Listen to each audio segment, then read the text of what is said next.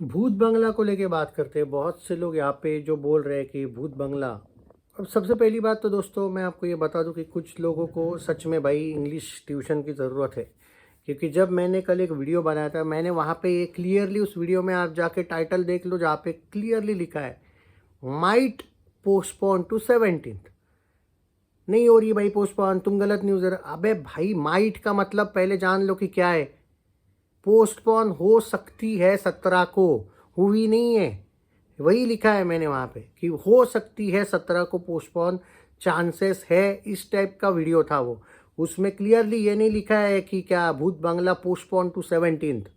भूत बंगला पोस्टपोन, भूत बंगला might get postpone या माइट पोस्टपोन, ये जो लिखा है मतलब हो सकती है, नॉट की हुई है। तो ये भाई समझ में आना चाहिए, ये कोई फेक न्यूज़ नहीं है।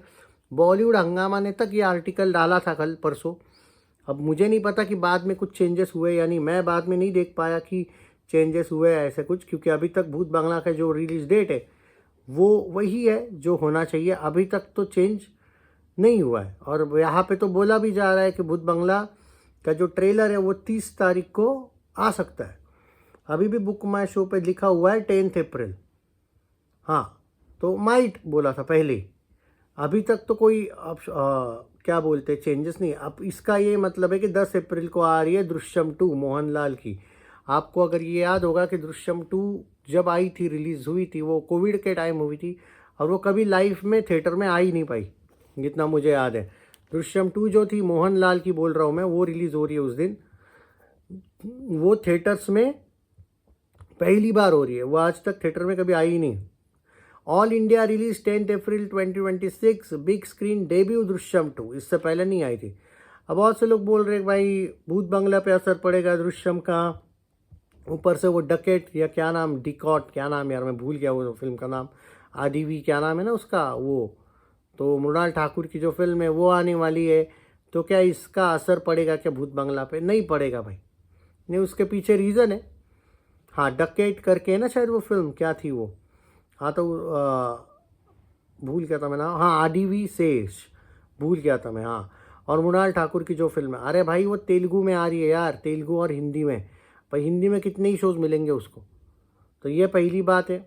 दूसरी बात ये है कि क्या नाम है वो दृश्यम 2, भाई अजय देवगन की लोग देखेंगे ना, ये क्यों देखेंगे, ऑलरेडी देखी है लोगों ने। तो दृश्यम 2 है वो, दृश्यम 3 थोड़ी ना है। तो दृश्यम 3 22 या 21 मई को कुछ आने वाली है मोहनलाल की, इसीलिए इन लोगों ने डिसाइड किया है कि भाई दृश्यम हम रिलीज़ कर रहे हैं पार्ट 2 थिएटर्स में। इससे पहले नहीं आई थी वो थिएटर में।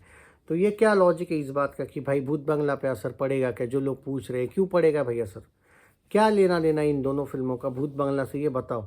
उल्टा भूत बंगला पे कोई असर पड़ेगा तो उसी फिल्म का पड़ेगा जो अभी भी चल रही है और जो उस टाइम पे भी चलेगी, कि तुम्हारे पटाखे अगर ख़त्म हुए तो मैं धमाका शुरू करूँ, जो फैक्ट है।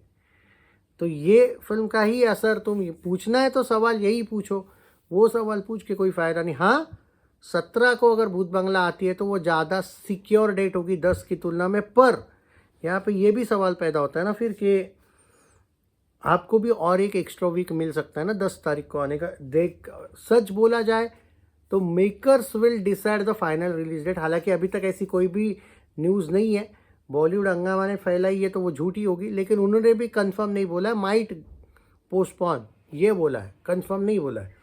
तो अगर 30 तारीख को डेट आती, जो कि बताया जा रहा है 30 तारीख को इसका ट्रेलर आ रहा है शायद, पहले 27 तारीख दी थी लेकिन अभी तो सुना है 30 तारीख, तो भी सही जा रहे हैं ये लोग। 10 दिन पहले ट्रेलर और 10 तारीख को रिलीज़, और उस दिन एक्चुअली फाइनल हमें पता चलेगा। मैंने तो सुना है कि ट्रेलर जो जिस दिन आने वाला है उस दिन ये रिलीज़ डेट का फाइनल करने वाले हैं।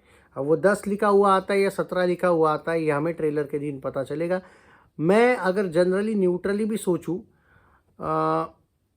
तो देखो जिस फिल्म को चलना है वो चल जाएगी, और जिसको नहीं चलना है आप कोई भी डेट को डाल दो वो नहीं चलेगी। मुझे लगता है कि इन्होंने 10 तारीख वाला रिस्क ले लेना चाहिए, पर्टिकुलरली 17 तारीख से भी ज़्यादा। हालांकि पोस्टपोन भी होती है तो कोई बहुत बड़ा मसला नहीं है, पर भले ही आप थोड़े से कम स्क्रीन्स के साथ रिलीज़ होते हो, लेकिन कभी कभी क्या होता है, आपका जो वर्ड ऑफ माउथ है अगर वो अच्छा वर्क कर जाता है तो आपको वो जो कहीं ऐसा ना हो कि बाद में ये लगे अरे यार और एक वीक मिल जाता तो अच्छा होता, वो वाला जो एक फील आता है ना बाद में। तो मुझे अभी भी लगता है कि मेकर्स ने अभी तक रिलीज डेट पोस्टपोन नहीं की है, बहुत अच्छी बात है।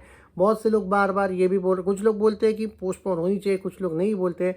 मैं ये कहूँगा कि जो एक्टर्स से एक बार बात होनी चाहिए आपकी, सारे एक्टर्स से, को एक्टर्स वगैरह से भी, और प्रोड्यूसर, और ज़्यादा उनकी तुलना में भी प्रोड्यूसर जो आपके डिस्ट्रीब्यूटर्स है, एग्जीबिटर, डिस्ट्रीब्यूटर, प्रोड्यूसर्स, ये क्या डिसाइड करते हैं फाइनल, ये रैदर देन एक्टर्स, ये क्लियरली बात कर पाएंगे। और दूसरी इम्पोर्टेंट बात, जो कुछ क्रिटिक्स होते हैं, जो लोग बॉक्स ऑफिस अच्छे से ट्रैक करते हैं, ना कि प्रोड्यूसर फिगर्स पे, कंप्लीट ट्रेड फिगर्स वाले, उनसे थोड़ी बहुत बातचीत होनी चाहिए, ऐसा मुझे पर्टिकुलरली लगता है। ये मेकर्स का काम है, हम इसमें कुछ नहीं कर सकते।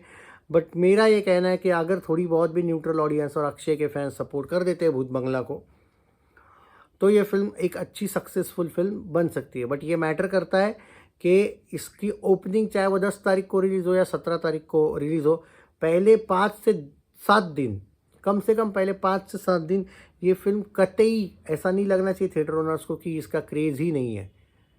ये बाद में चलने वालों में से नहीं है, इसको पहले 5-7 दिन पे ही ऐसा धमाका करना पड़ेगा कि थिएटर ओनर्स इस मामले में सिक्योर हो जाए कि नहीं भाई, ऐसी भी कोई फिल्म है जिसके लिए हम थोड़ी सी रिस्क लेने को तैयार है, हम इस फिल्म को भी शोज देने को तैयार है। क्योंकि अगर पहले 5 दिन ये गिरावट दिखी, या फिर पहले 5 दिन ही अच्छी नहीं चली, तो लॉन्ग टर्म वाला एंगल आता ही नहीं है। लेकिन अगर पहले 4-5 दिन ये धमाका करती है, तो ये पहले 5-6 दिन का धमाका इसको अगले 1 महीना तक ले के जा सकता है। तो ये, जैसे एक एग्जांपल दूं मैं, रेड 2, पिछले साल रेड 2 आई थी। रेड 2 का शुरुआत में ऐसा लगा था कुछ हाइप नहीं है, एडवांस बुकिंग 6 दिन पहले ओपन किया था, 6-6.5 करोड़ की एडवांस बुकिंग हुई थी, 18 से लेके शायद 21 करोड़ का ओपनिंग मार दिया था। उसके बाद लोगों ने समहाउ, क्योंकि पहले 5 दिन अगर रेड 2 नहीं करती अच्छा, तो उसका भी हाल दे दे प्यार दे 2 जैसा फ्लॉप हो जाता। बात ये थी कि उसने पहले ही चढ़ाई करके रखी थी। अगर ये फिल्म भी अगर पहले 5-6 दिन चढ़ाई करके रखती है, तो ऑटोमेटिकली धीरे धीरे ही सही, लेकिन ये सही जा सकती है। इसका कंपैरिजन आप एग्जाम्पल अगर सामने रखना है तो रेड 2 बेस्ट एग्जाम्पल है जो मुझे लगता है।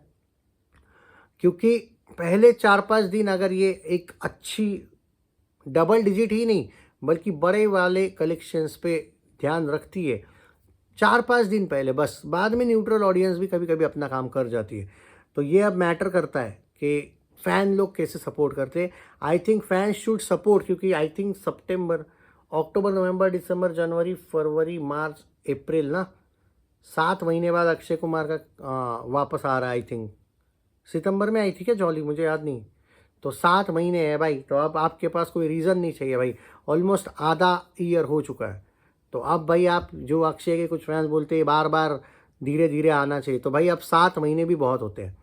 तो मुझे लगता है कि आप लोगों ने प्रियदर्शन और अक्षय कुमार वाली फिल्म को कोई रीज़न नहीं चाहिए अब यहाँ पे डिफेंड करने का कि आईपीएल था भाई, धुरंधर की वेव थी। तो ये आप लोगों पर है भाई अब कैसे करना है, या फिर अब रीज़न तैयार करने से अच्छा है टूट पड़ो फिल्म पे, जो मुझे लगता है। जय हिंद, टेक केयर।